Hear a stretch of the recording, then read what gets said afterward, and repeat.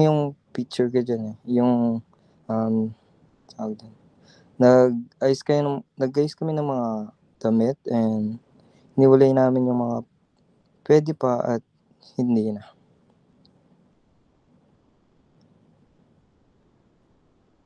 Um, So next, si John Michael Escobar naman ang mag-represent.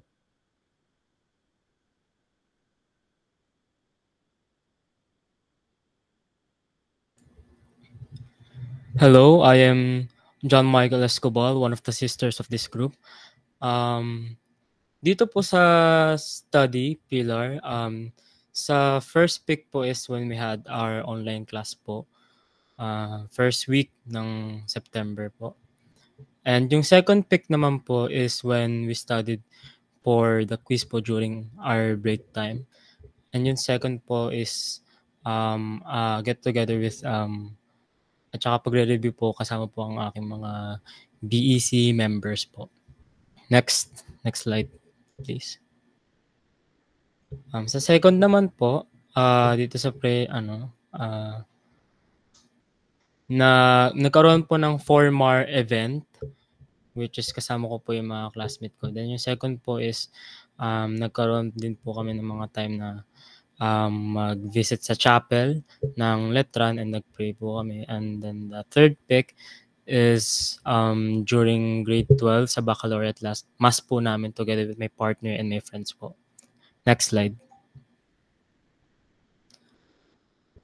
Dito sa community, sa first pick po, naging bonding po ng family ko po is yung parang pamimigay po sa iba.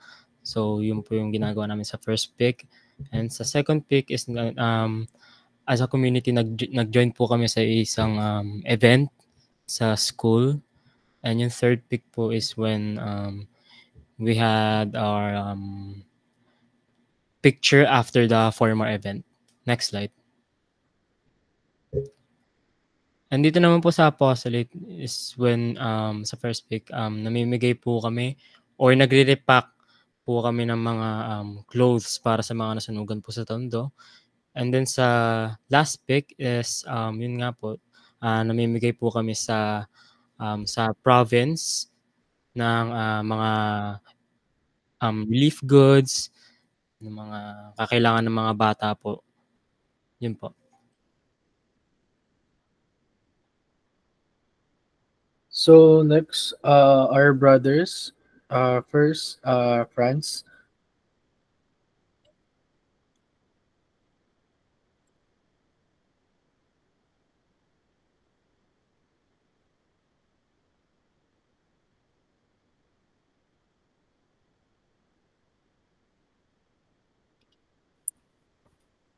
Hello.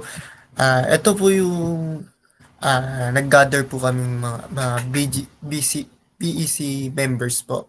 Tapos yung second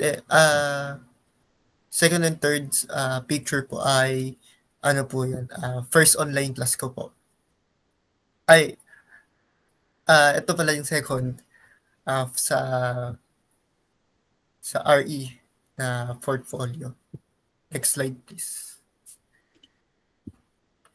Dito naman po sa prayer po, ito po yung unang beses ko po na nag-pray po sa loob ng Letran po na church po nila. Tapos ito pong second picture naman po. Last prayer ko po nung ng grade 12 po ako nito. Na last prayer po. Tapos pinicturean na rin po namin yung si Mama Mary ata to. Next slide please. Tapos ito po yung nag-NSTP po kami na attend po. Tapos dito naman po sa family gathering po. Halo-halo po yan eh. May mga distance relative po namin yan. Tapos dito po sa pagkatapos po nung formal, nag-picture po kami sa sa taas po ng stage. Next po. Dito po sa apostolate, wala pong akong gaanong nagawang apostolate po eh.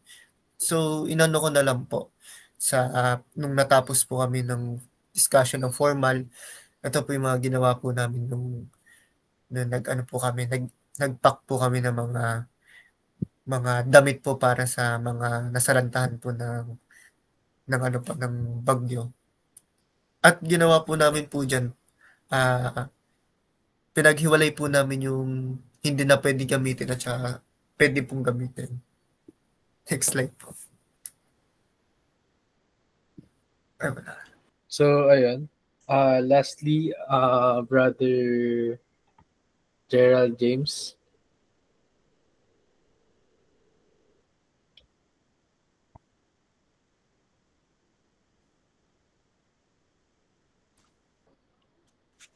So, yung sa prayer pillar ko yung unang nasa picture ay yung picture ni Saint Augustine sa may museum dun sa may bandang likod ng katedral.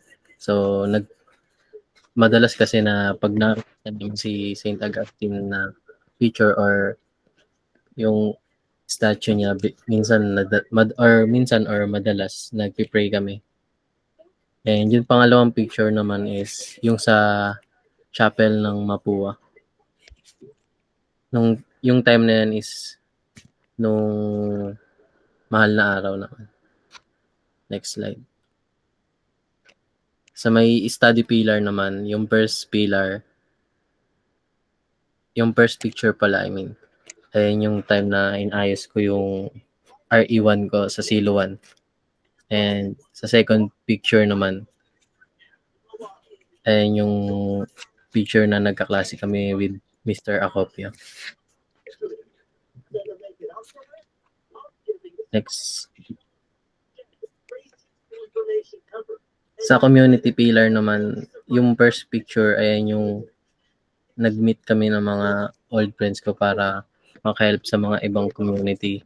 Like, nung mga tutor or sa mga churches na pwede namin puntahan. And sa second picture naman, ayan yung isa ko sa committee ng basketball kasi kulang sila ng photographer para ma-capture lahat ng story. Sa next. Sa apostolate naman, ayan yung picture na nung ano ba to?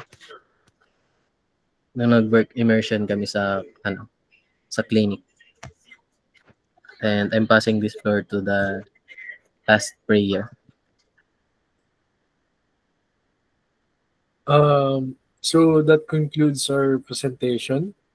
And I hope na may natutunan kayo and sana na-experience nyo din kung ano yung na-experience namin. And now, I'm passing to Marky Fabian as we go to closing prayer. In the name of the Father, the Son, the Holy Spirit. Amen. Dear God, as the day comes to a close, we thank you for all the blessings you have given. Forgive us for anything wrong, and help us to rest in your peace tonight. Please watch us over our loved ones and keep us safe. Grant us a restful night's sleep so that we may awaken refreshed and ready to serve you tomorrow. Amen. In the name of the Father, the Son, Holy Spirit. Amen.